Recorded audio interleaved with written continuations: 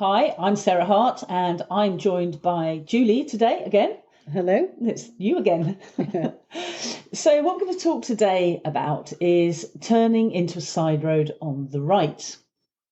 It might all seem very simple, and it can be, as always, but it is actually number 4 in the top 10 list of students failing their driving test. Did you know that, Julie? No, it's just been updated, hasn't it? And yeah. Turning right apparently causes some major problems. It can do, yeah, exactly. So what we're going to do is have a chat about the process.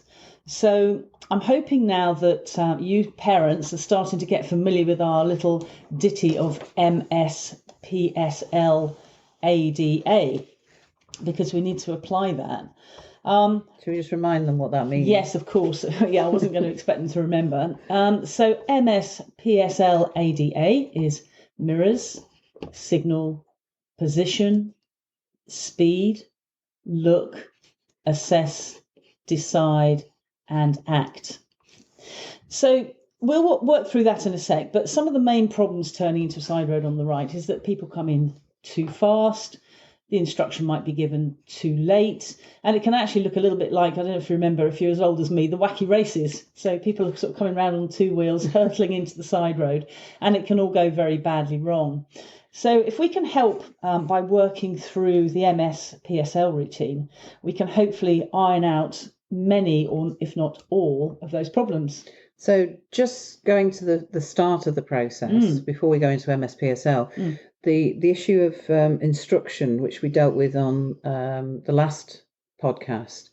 So is that what you're talking about? The supervisor, the parent, has to actually say, well in advance, I want you to turn right at the next road on the right. Exactly that. We need to give those instructions really, really early. And as we said in the other podcasts, as an experienced driver, you can get the information late and you can deal with it because you've been driving for years. But for a learner, there's so many things that have to happen for them to make that turn successful. So you, as a supervising driver, really need to give them as much notice as you can. So I think last time we said about 20 car lengths, well back. Absolutely. Because they have to start the MSPSL process to prepare to turn about 8 to 10 car lengths. Exactly that. So let's work through the routine. So you, as a supervising driver, have given the instruction very early, as soon as you can see the side road. If you can't see it because it's hidden, you still need to give that instruction early and say you can't see it yet, but it's just after the letterbox or whatever. So you're trying to make it as easy as possible. So we're going to be checking our mirrors about 8 to 10 car lengths back, as Julie says. So because we're turning right, we need to check our speed mirror, which is our rear view mirror, and our right door mirror because we are changing direction to the right. So rear view mirror, right door mirror, and right signal goes on. There's our M and our S. So now we're going to look at our P for position. When we're turning to a side road on the right, as soon as we've put our signal on, we need to start pushing across towards the lines in the centre of the road. So we're moving slightly to the right, and this is, of course, as long as the road is wide enough to allow us to do that. If there are no centre lines, then you have to guesstimate where those lines would be, because not every road has lines on it. So you're pushing yourself slightly to the right, and butting up alongside the centre lines. And the reason we need to do this is so that our position reinforces our signal, and it also, if the road is wide enough, allows traffic behind you to continue past you on your left-hand side. Does that make sense, Julie? Yeah, I'm just thinking that was one of the main reasons for the government in the top 10 reasons for failure of a test, was because people hadn't actually correctly positioned. And therefore they'd block the line of traffic behind them. Exactly right. Yeah, so that's one of a test failure headlines. It certainly can be, yeah. So get yourself across, butting up to those centre lines. So we've done our mirrors, our signal, and our position. Now we need to think about our speed. So if the side road on the right is nice and wide, and we call that an open junction, you've got good visibility into the side road, and there's no obvious hazards in the side road, and importantly, there is no oncoming traffic, that you would have to give way to. So basically it's all good and clear, good to go. You might be able to make that turn in second gear. Okay, on the alternative side to that, if there's an oncoming vehicle or the side road is tight and tricky and hazardous, then you're going to need to go into first gear to take it much more slowly. Okay, so that's our speed and gear. Now, if there is an oncoming car and you can't make your turn, you're going to need to stop. And we stop at the point of turn. And this is where, if you were looking down on the car from above. So this is what the point of turn is? This is the point of turn, and this is an important one as well because it's very easy to get it wrong. So from above, the point of turn is when the front bumper of your car is level with the centre lines into the road into which you're turning. So let me just think about this. So the front bumper of my car is level with the centre line of the road I'm going to go into. Exactly that. And you put it up into the centre line anyway. On the road you're on. Yeah. Okay. But of course, not all your side roads will have centre lines. So again, you have to guesstimate where those centre lines would be. So you sort of take the central point between the two curbs, and that's where the centre line would be. Now, as I said, you're looking down on it from above, but you don't get that vision from in the car, from the driver's seat. So a good measurement is when the line in the centre of the road into which you're turning will just appear underneath your right door mirror. So from the driver's position, that line will just be sitting underneath your door mirror. Okay, and that's something as a parent supervising a learner, I can check with them, make sure that they've got to their point. Yeah, you'll know as an experienced driver that they're at the right position to turn. And again, one of the common problems is people stop short of that position and they turn in early, and that's going to create cut in the corner. Yeah, and the other one, I think the top 10 reasons for failing is that people start turning but then stop in the middle of the opposite carriageway, isn't it? Yeah, I mean, making a turn when it's not safe to do so. We'll come back onto that. That's quite right. So point of turn is really important. Don't steer too early. Don't steer too late, because if you leave your steering too late, in other words, you've overshot your point of turn, the driver will then have to steer madly to the right to get them round without hitting the curb. And then, of course, they're going to go onto the wrong side of the road as they enter the side road. And this is what we call a swan neck. Oh, when they go wide and then they go round, back, they overshoot, steer hard to get it round. Then they need to unwind the other way. And it looks a bit like the wacky races. They're all over the road. So the point of turn is really important. Okay.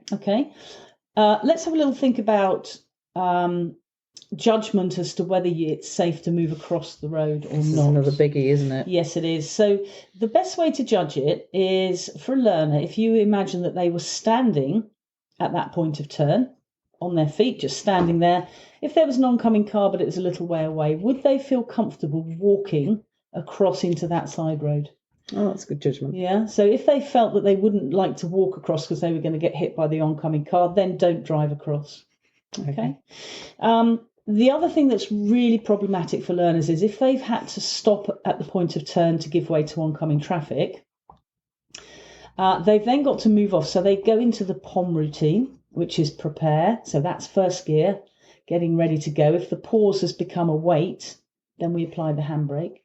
But the difficulty for them here is now they've got to move off slowly. So that's going to be that clutch control. But they have to steer quite fast because we want to try and get a nice right angle steer into the side road. So they've got to move their hands fast but keep the class slow with their feet. And that is really, really hard for a learner to start with. If I'm supervising a learner as a parent then, and they've come to a stop, is really get them into that POM process. So prepare, observe, move off, but ensure they have quick hands on the wheel, but not quick fast feet. Hands, slow feet. So they've got to keep that clutch still on bite. And what a learner will be doing, they'll be concentrating so hard on the steering that they'll bounce off the clutch, and then we all know what's going to happen then. They're going to go either stalling or careering into the side road, hence the wacky races. So what can a parent do at that point to help? I would be encouraging them before they move off to remind them to keep their feet still on that clutch. Just keep that clutch still. Keep the pressure on the clutch, and that will keep the car slow to enable them to make a nice right angle turn. But of course, that's easy to say and quite hard to do because there's a lot of things going on for them at that point. Okay, so reinforce that they need to keep it really slow. Yeah. Yeah. Slow car, fast hands. And the other really important thing is to make sure that you've checked the side road before you commit to your turn.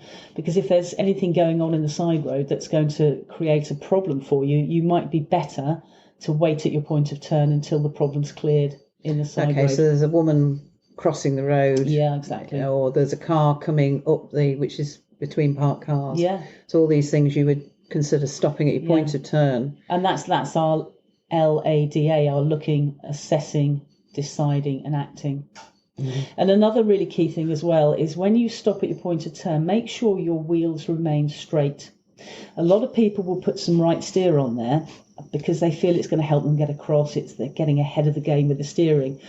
But one of the problems with that is that if you're very unfortunate and you get rammed up the back end while you're waiting at your point of turn and your wheels have some right steer on, unfortunately your car is now going to push to the right and then your passenger is a sitting duck right in front of the car that you were waiting to give way to. Okay, so that's a real safety. Yeah, it certainly is, yeah. And it's a more common accident than you would think. Okay, so always keep your wheels straight when you're at your point of turn. Yeah. So we've made our turn, either in first or second. We're nice right angle steering, so we come in nice and straight into our side road. Once we've straightened up the steering, and then it's new road, new mirrors. So rear view, what's happening behind me, and right door mirror to see if anyone's overtaking me. Okay, so the MSPSL process, which is our core driving process, is really critical, isn't it? Yes, particularly the P for position. Yeah. And as you quite rightly say, it's number 4 on the list of the top 10 of reasons for failure, positioning, turning into a side road on the right. I think it's also one of the main, I think it's the 34% of all accidents are caused by the observations and positioning. Yeah, observations at junctions are critical. Yeah, obviously. And it's interesting that only 45.9% of students pass their test first time. And, that would be a reason for a lot of people failing. So getting it right is really important. But again, it's getting it slow, getting control early on, nice early instruction. So just to summarise then, would you like to do the summary of today? Yeah, so we've talked about turning into a side road on the right. We've followed our MSPSL process, good control, good early instructions, making sure we get our position right and, have a really good look and make sure it's safe. Okay. Make sure your positioning on approach is good, so that you're not blocking the road. Yeah. And get your point of turn was quite a key point, wasn't it? Yes. So you're not under or oversteering. Yeah, if you steer too early, that's a problem. If you steer too late. And that's safety critical point that we covered, which is about keep your wheels straight so that if you do have a collision from the back, that you're not being pushed into the oncoming traffic. Yeah, exactly that. Yeah.